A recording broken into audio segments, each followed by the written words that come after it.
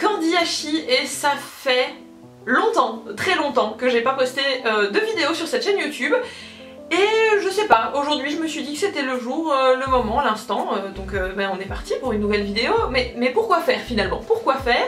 Alors en vérité ça fait déjà un moment que je pense à revenir sur cette chaîne YouTube. D'ailleurs les quelques valeureux qui sont encore là, qui me mettent encore des commentaires de temps en temps, je vous vois, je suis là, regardez, votre travail n'a pas été vain, regardez, je suis de retour. Vous l'aurez donc compris, l'objectif est de reprendre cette chaîne YouTube et de lui redonner vie comme fut une époque. Pour ce faire, on va commencer aujourd'hui par une vidéo un peu mise au point, si on peut dire, où en gros l'objectif ça va être de qui je suis pour les nouveaux, sur pourquoi cette chaîne a été abandonnée, qu'est-ce qui s'est passé entre temps, qu'est-ce qui me donne envie aujourd'hui de revenir parmi vous, et qu'est-ce qu'on va faire de cette chaîne et qu'est-ce que l'avenir nous réserve finalement. Alors pour commencer, moi je m'appelle Angélique, plus connue sous le nom de Candy sur les réseaux, ou simplement Hachi, ou Angie, ou... Enfin bref, j'ai énormément de surnoms, choisissez le vôtre, il n'y a aucun problème. J'ai 31 ans, je suis française et je vis en Belgique depuis 2017.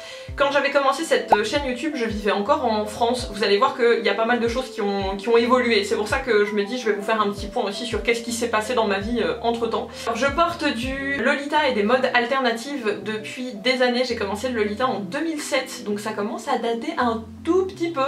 Et cette passion pour les modes alternatives, j'ai toujours eu à cœur de la partager sur les réseaux sociaux. Alors de base c'était juste pour la partager avec mes amis de la communauté Lolita qui du coup portaient le même style que moi. C'était un peu une façon de partager ensemble notre passion et de s'inspirer les unes des autres. Enfin vraiment c'était dans cette dynamique là.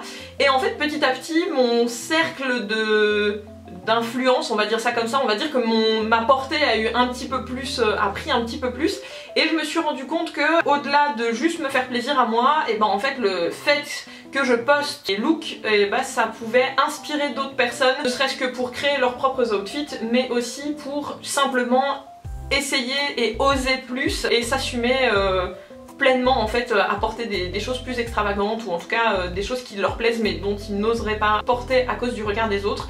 Et j'avoue que le fait de réussir à apporter mon petit caillou à l'édifice du développement de chacun, en fait c'est quelque chose que je trouve hyper valorisant et hyper important. Et donc dans cet objectif là, j'ai créé cette chaîne YouTube il y a maintenant des années. J'ai plus les dates en tête, ma mémoire c'est une passoire, vous verrez, mais c'est pas grave, c'est pas grave. Donc sur cette chaîne YouTube, qu'est-ce que vous pouviez retrouver? En fait finalement pas tant de Lolita que ça, parce que quand j'ai créé cette chaîne, je portais déjà un petit peu moins de Lolita pour des raisons financières. Je vais pas m'étaler en fait sur mon passif dans le Lolita et dans les modes alternatifs.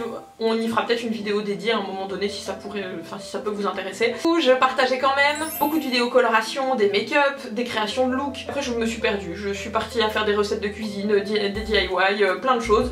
En fait j'ai toujours eu une personnalité hyper créative. Et le fait d'explorer le format vidéo via YouTube, c'est un truc, je sais pas comment expliquer, mais c'était un peu comme mon petit laboratoire où j'adorais tester des trucs, apprendre à faire des animations. Je voyais des choses dans des vidéos et je me disais mince, comment ça ils ont réussi à le faire? Ok, moi j'ai aucune capacité, c'est pas grave, je vais quand même apprendre à le faire. Et du coup ça donne des résultats qui sont pas toujours très convaincants, pas toujours de très bonne qualité, mais le principal c'est que je m'amuse. C'est comme ça qu'est née cette chaîne YouTube et que j'ai créé du contenu dessus. Pourquoi tout s'est arrêté du jour au lendemain? Alors il y a eu plusieurs raisons. La première et principale je pense c'est mon entrée dans la vie active. Parce que oui, comme beaucoup de gens, j'ai dû commencer à travailler parce que en fait on ne vit pas d'amour et d'eau fraîche et que si on veut payer ses factures, il faut travailler, on n'a pas le choix. Et du coup j'ai commencé à avoir un job à temps plein, ce qui fatalement me débloquait beaucoup moins de temps pour faire de la création de contenu vidéo, parce que du coup j'ai toujours continué à créer des choses, mais plus sur un format photo via Instagram, en me mettant beaucoup moins de... j'ai envie de dire pression, c'est pas vraiment le mot, je me prenais moins la tête quoi. En gros c'est ça l'information à retenir. Et l'autre point je pense qui a joué avec le recul, je m'en rendais pas vraiment compte à ce moment là, mais maintenant avec le recul je pense que les connexions se font dans ma tête. À l'époque j'ai commencé une relation avec un garçon qui lui était j'ai pas le mot, il était monteur de métier, c'était un grand cinéphile, voilà, quelqu'un de très passionné et très intéressé par tout ça, puis c'était son taf quoi, donc il avait des vraies compétences. Lui c'est quelqu'un qui faisait de la réalisation de courts-métrages, qui a commencé à lancer sa chaîne YouTube aussi à ce moment-là, à faire des vidéos beaucoup plus travaillées et beaucoup mieux faites que les miennes, hein, il va sans dire, mais qui faisait malheureusement moins de vues et qui avait moins de répercussions que moi, alors que je faisais des vidéos avec 3 bouts de ficelle. Et en fait à ce moment-là il y a eu un grand sentiment d'illégitimité, on va dire ça comme ça, qui s'est créé chez moi, et en fait je me voyais pas continuer à faire de la création de contenu qui finalement n'apportait pas grand chose, alors qu'à côté de ça, il y a des gens qui ont des vraies compétences et qui n'ont pas la visibilité qu'elles méritent sur cette plateforme. Enfin, ça a joué dans ma prise de décision. Puis après il y a eu d'autres choses, ça a été la période aussi où j'ai déménagé en Belgique, toute une période où j'étais un peu aussi dans une instabilité en termes de logement, j'étais logée à droite à gauche, enfin bref, il y a eu plein de choses qui ont fait que du coup c'était plus du tout ma priorité de créer du contenu sur YouTube. Et du coup, qu'est-ce qui s'est passé entre temps? Qu'est-ce que j'ai fait de toutes ces années là à ne plus poster de vidéos sur YouTube? Il s'est passé un énorme trou noir créatif, parce que je me suis concentrée principalement sur mon travail. Je suis quelqu'un qui a tendance à être hyper focus quand je me lance dans quoi que ce soit en fait, que ce soit un projet, que ce soit la rédaction d'une lettre d'anniversaire, que ce soit enfin peu importe, je vais vraiment être quelqu'un d'hyper focus dans ce que je fais, quitte à y mettre beaucoup trop d'énergie. Et ça c'est un petit peu ma lutte de chaque jour, réussir à choisir où je vais placer mon énergie pour pas m'épuiser. On reviendra là-dessus très prochainement, vous en faites pas. J'ai placé vraiment toute mon énergie dans ma carrière et dans mon travail moldu, on va appeler ça comme ça. J'avais un poste à responsabilité et j'ai vraiment donné toute mon âme, toutes mes tripes, tout ce que j'avais dans ce travail, jusqu'à l'épuisement. C'est quelque chose qui est arrivé petit à petit, que j'ai pas du tout senti venir, que j'ai traîné sur la longueur. J'ai un rapport aussi qui est un peu malsain à la productivité.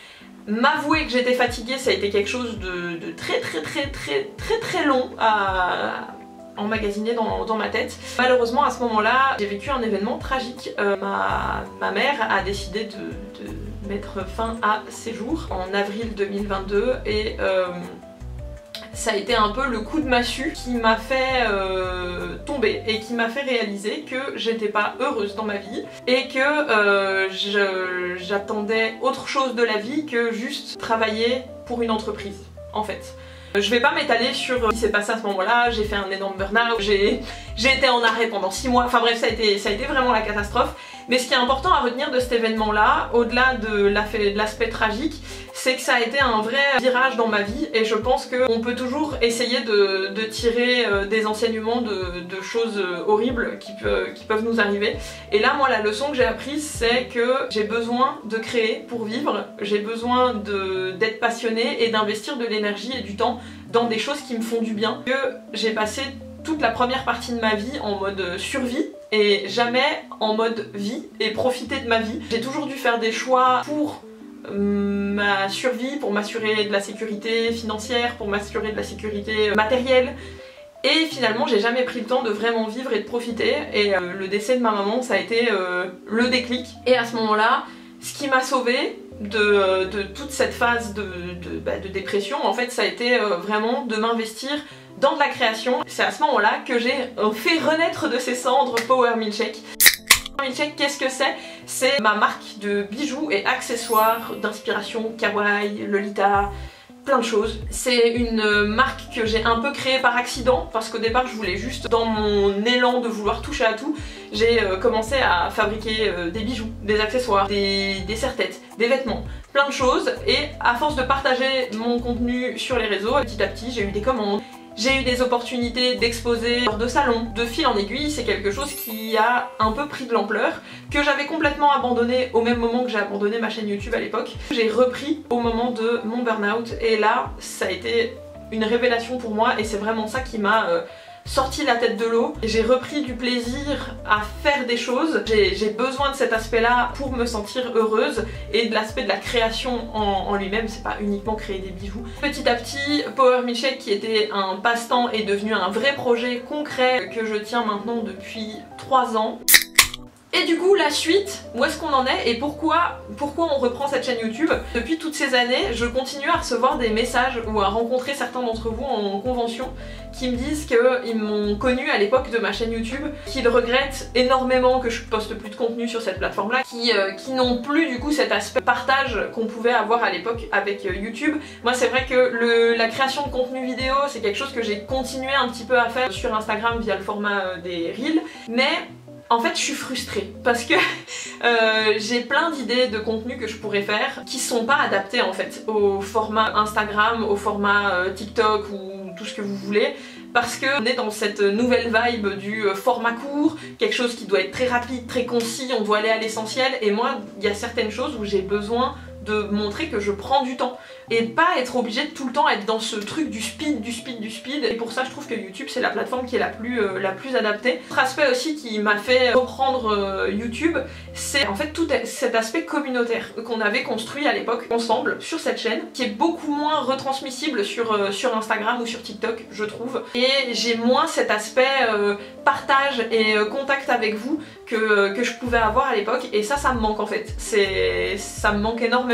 Pour ça ben en fait je me suis dit qu'il fallait que je reprenne ma caméra et que je recommence à filmer et vous partager des choses ici. J'aimerais beaucoup créer autour du format vlog pour vous partager un peu les dessous de Power Milkshake, comment je travaille au quotidien pour la marque. Peut-être aussi les vlogs des conventions, les faire plutôt en format YouTube qu'en format Instagram, parce que ça aussi c'est pas adapté en fait. Il n'y a rien à faire, je trouve que c'est pas adapté, on rentre pas assez dans les détails de choses. Il y a plein de choses que j'aimerais vous partager mais que je suis restreinte en fait par le format. Je me dis que ce serait l'endroit idéal pour partager toutes ces choses ici.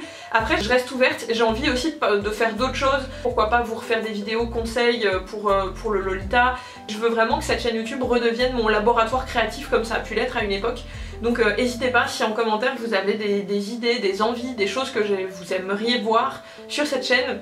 Allez-y, c'est le moment, c'est l'instant. J'ai aussi plein d'autres projets que j'aimerais mettre en place sur cette chaîne YouTube. En fait le problème c'est que mon cerveau il invente tout le temps plein d'idées, plein de concepts, mais le temps et l'argent manquent. Mais bon c'est comme ça. Essayez peut-être d'inclure certains d'entre vous en fait pour que vous aussi vous ayez la parole et que vous puissiez aussi partager votre conception des modes alternatifs et comment vous le vivez au quotidien. J'ai plein d'idées en tête, c'est plein de choses que j'aimerais faire. J'espère de tout cœur que vous serez avec moi pour ce voyage, que l'idée de tout ce que je peux vous proposer et ce que je vais vous proposer à l'avenir vous emballe. Je vous fais des bisous, je vous remercie beaucoup d'être là si vous avez regardé cette vidéo jusqu'à la fin pour la reprise, et je vous fais des bisous. Bye!